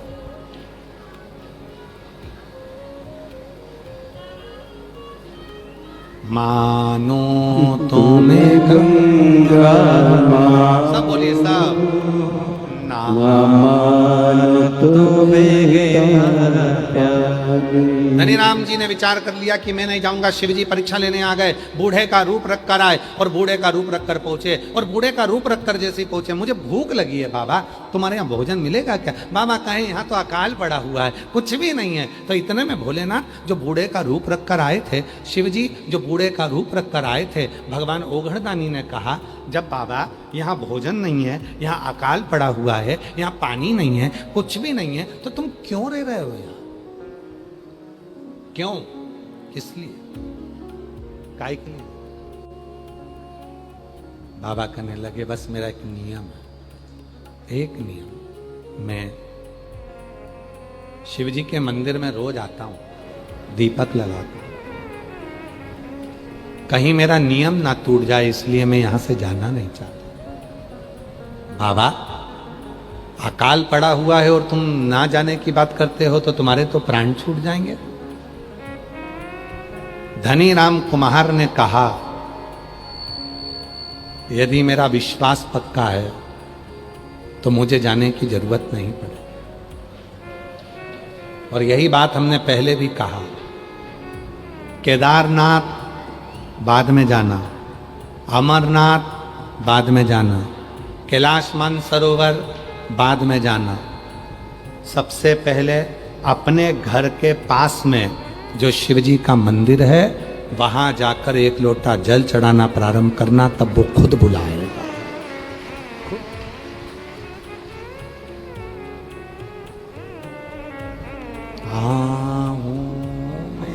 असली होगा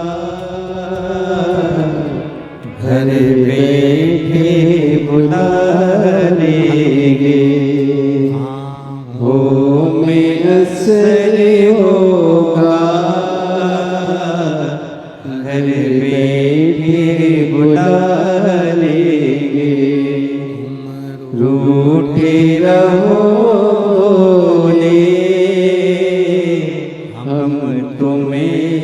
मना ले। बैठे रहो। धनीराम गया, मैं नहीं जाता, मैं शिव का उपासना यहीं बैठकर करूंगा, मैं शंकर की साधना यहीं बैठकर करूंगा। गला पकड़ रहा है रे बाबा, मैं शिव की साधना यहीं बैठकर करूंगा, मैं शंकर की उपासना यहीं बैठकर करूंगा, मैं नहीं जाता। शिव ने परीक्षा ली, पास हो गया। और मेरे भोले बाबा ने करुणा कर दी। शंकर जी जैसे ही गए, जो जल वृष्टि हुई, पूरा गांव फिर हरा भरा हो गया। गांव के लोगों को मालूम पड़ा कि अकाल मिट गया। गांव के लोग दौड़ पड़े अपने गांव की ओर। धनीराम के चरण पकड़ लिए। धनीराम, तू कुम्हार है, पर तूने गजब करा। धनीराम, तेरी भक्ति इतनी प्रबल थी, तेरी भक्ति इतनी दृढ़ थी, इतनी प्रबल थी, उस भक्ति के बल पर पूरा गांव उतर गया और आज अकाल से मुक्त हो गया। अकाल घर में, परिवार में, कुटुंब में, रिश्तों में, नातों में अगर एक भी भगवान का कोई भक्त तुम्हारे साथ में है, तो समझ लेना कि पूरे घर को तार रहा है, पूरे घर।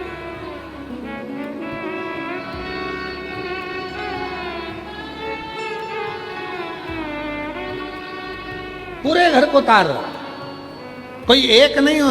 अगर घर के अंदर, और आज इस व्यासपीठ से कहेंगे, जितनी मेरी जीजियां बैठी हैं, जितने मेरे जीजा बैठे हैं, जितनी मेरी बेटियां बैठी हैं, जितने मेरे बेटा बैठे हैं, जितने बुजुर्ग माँ बाप बैठे हैं, आप सबके चरणों को नमन कर कर एक बात कहना चाहूंगा। याद रखना, तुम्हारे दोस्तों में, तुम्हारे रिश्तेदारों में, तुम्हारे कुटुंबियों में, तुम्हारे परिवार में, तुम्हारे मित्रों में, तुम्हारी सहेलियों में, तुम्हारे पहचान वालों में अगर कोई एक भी शिव की उपासना करने वाला है, शंकर को मानने वाला है, तो समझ लेना कि तेरी ऊपर आने वाली आधी विपदा तो वो हर लेगा जो तेरे साथ चल रहा है। आधी विपदा तो वो हर लेगा। गला पकड़ रहा बहुत तेज। आधी विपदा तो वो हर लेगा जो तेरे साथ चल रहा है, जो तेरे साथ। आधी विपदा तो वो हर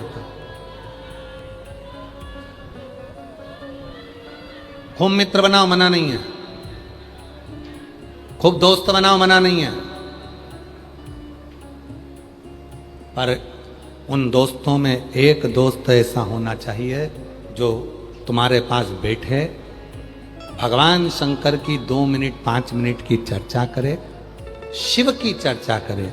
समझ लेना कि दिन भर कितने भी मित्र मिले होंगे, पर वो 2 मिनट की चर्चा तेरे पूरे दिन भर को शुद्ध कर देगी। शुद्ध।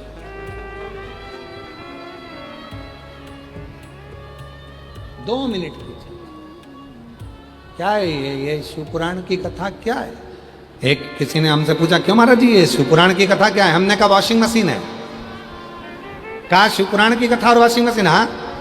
तो लोग तो यहाँ आते हैं तो वो बैठते हैं तो कीचड़ में बैठ गए तो कपड़े गंदे हो गए, कहीं नीचे बैठ गए तो कपड़े गंदे हो गए, कहीं ये हो गया, तो तुम तो कह रहे वॉशिंग मशीन है। हाँ, एक मशीन घर पर है, वॉशिंग मशीन, जिसमें सर्फ डाला जाता है, पानी डाला जाता है, मशीन चलाई जाती है, चलती मशीन कपड़े को साफ कर देती है। और एक मशीन है ये शिव महापुराण का पंडाल। यहाँ जो आ जाता है भगवान की भक्ति में, जब वो यहाँ पर भी उसका हृदय जब धोया जाता है तो तन भले साफ ना हो पर मन साफ होकर ही जाता है। मन साफ होकर, ये वो स्थान है।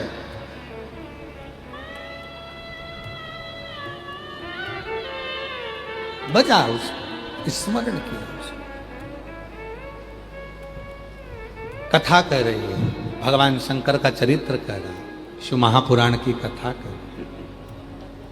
माता पार्वती जी मैया, माँ जगज्जननी जगदम्बा अम्बा, माँ स्वयं जगज्जननी अम्बा जगदम्बा ने जब तारकासुर के विचारों को, तारकासुर के भावों को जाना, ये तो असुर है, राक्षस है, पर इसके अंदर का भाव कितना शुद्ध है कि वो मांग क्या रहा है कि मैं अगर मरूं तो शिव जी के पुत्र के द्वारा मरूं, शंकर जी के पुत्र के द्वारा मरूं, शिव के बेटे के द्वारा मरूं। शंकर के पुत्र के द्वारा मरूं, उसके अंदर ये भाव बार बार। और शिव ओघड़दानी भगवान शंकर त्रिकालदर्शी कैलाशी अविनाशी, शिव तो नेत्र बंद करेगा। कार्तिकेय बाबा को जो मां पार्वती जी लेकर आई है, जगज्जननी पार्वती जी ने कार्तिकेय बाबा को देखकर कहा, बेटा ये तारकासुर है जिसने वर मांगा है। तारकासुर ने ब्रह्मा जी से वर मांगा था, शिव जी के बेटे के द्वारा मरूं और बेटे की उम्र मात्र 7 दिन की होना चाहिए, केवल 7 दिन, इससे ज्यादा बड़ा मुझे मार नहीं सकता। 7 दिन की उम्र होना चाहिए जो मेरे को मारे।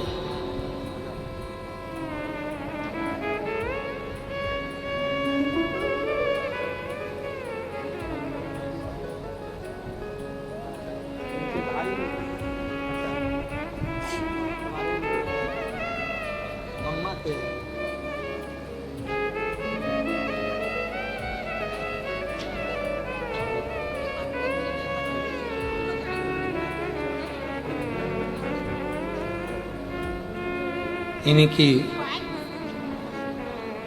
इनके परिवार की ही वो घटना है जिसमें वो बालक जो 22 साल का था, उसका एक्सीडेंट हो गया था और वो चला गया था। उसके बाद में पुनः फिर उसका जन्म हुआ।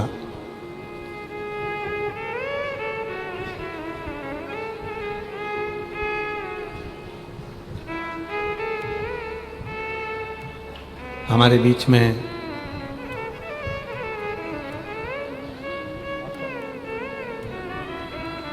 वर्तमान विधानसभा अध्यक्ष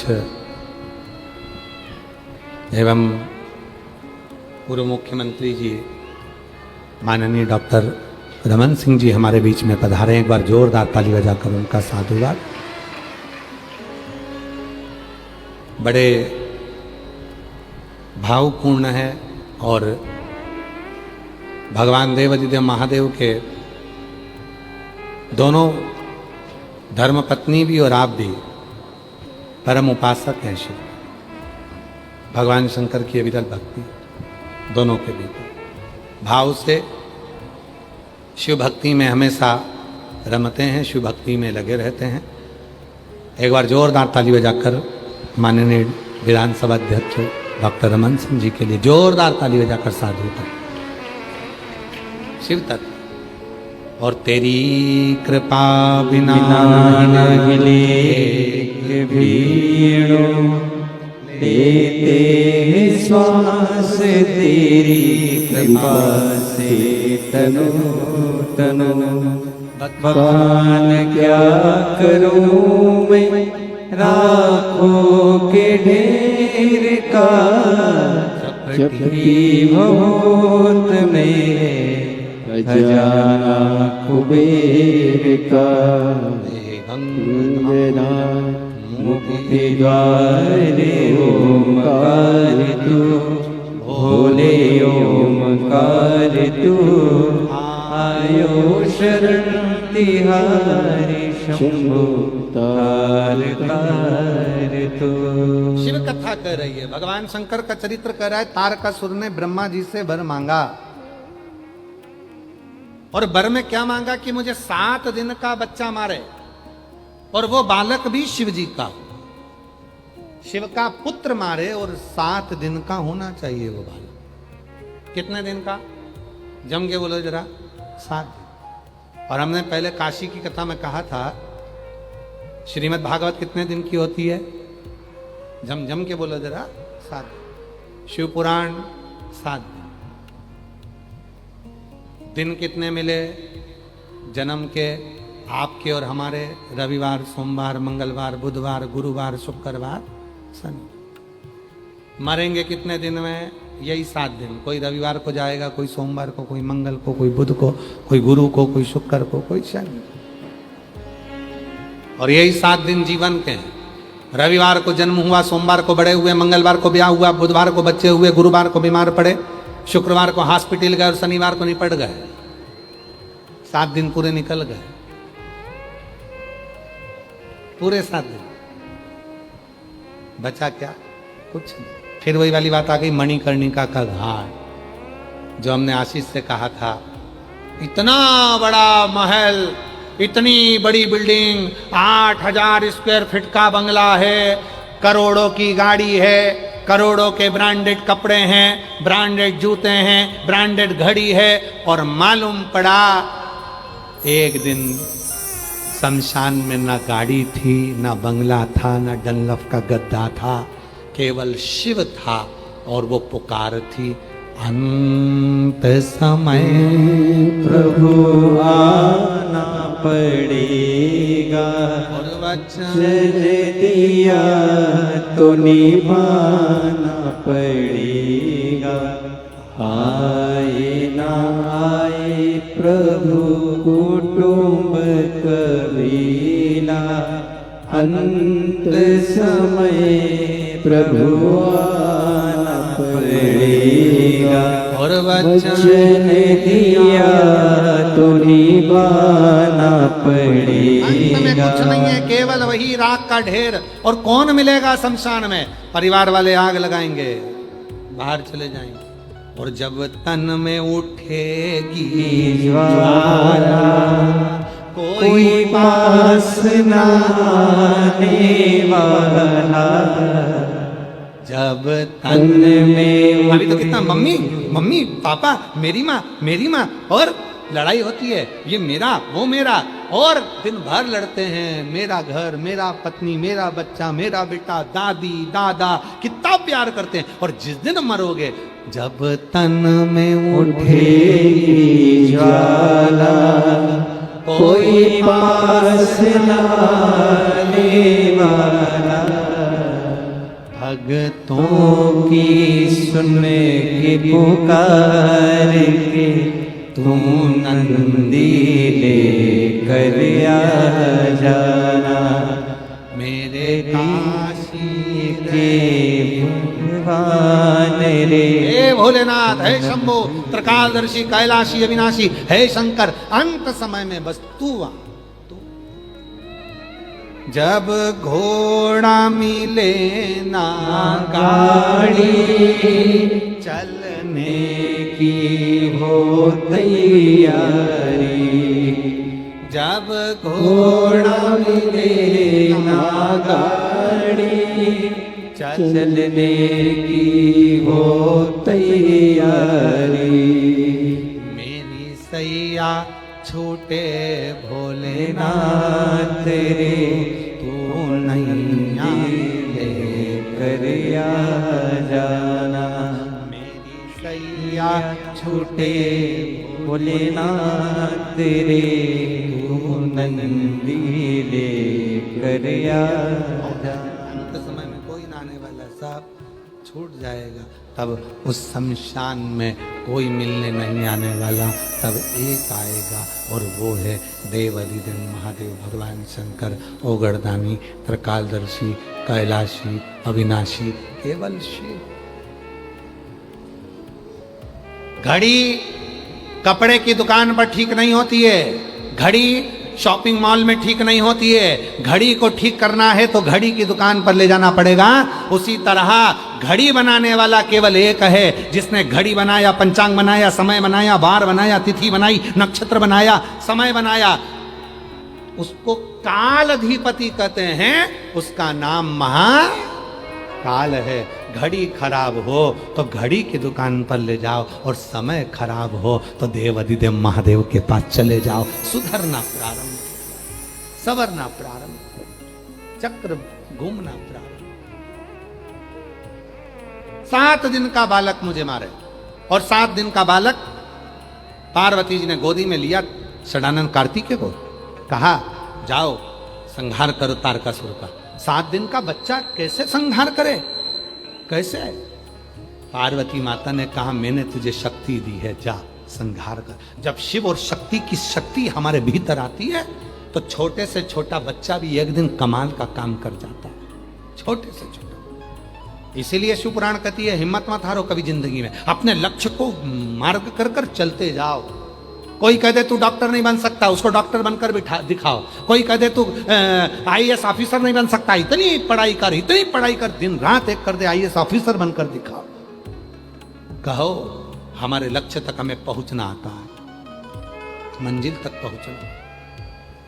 षडानंद कार्तिकेय जी ने तारकासुर का संहार कर दिया। आगे भगवान श्री देव अधिदेव महादेव के पुत्र गणेश जी, कार्तिकेय जी, अशोक सुंदरी जी सुंदर आनंद के साथ में, भाव के साथ यहाँ आए, और कावड़ चढ़ाने के लिए शंकर पार्वती जी की कृपा से आप लोग बैठे रहें, थोड़ी देर बैठे रहें। हमारे बीच में छत्तीसगढ़ शासन के माननीय यशस्वी मुख्यमंत्री जी, माननीय श्री विष्णुदेव साहे जी की धर्मपत्नी श्रीमती कौशल्या देव साहे जी भी बैठी हैं। मैं उनको भी आमंत्रित करता हूँ। साथ में मैं छत्तीसगढ़ शासन के माननीय विधानसभा अध्यक्ष माननीय श्री डॉक्टर रमन सिंह जी को आमंत्रित करता हूं, और मैं उनको आमंत्रित करता हूं कि 2 शब्द आपके यहाँ जो लाखों शिव भक्त आए हैं उनको प्राप्त हों, और साथ में जो अतिथिगण आए हैं वो भी सम्मिलित होंगे। मैं दीदी को भी आमंत्रित कर रहा हूँ, कौशल्या दीदी भी पधारें।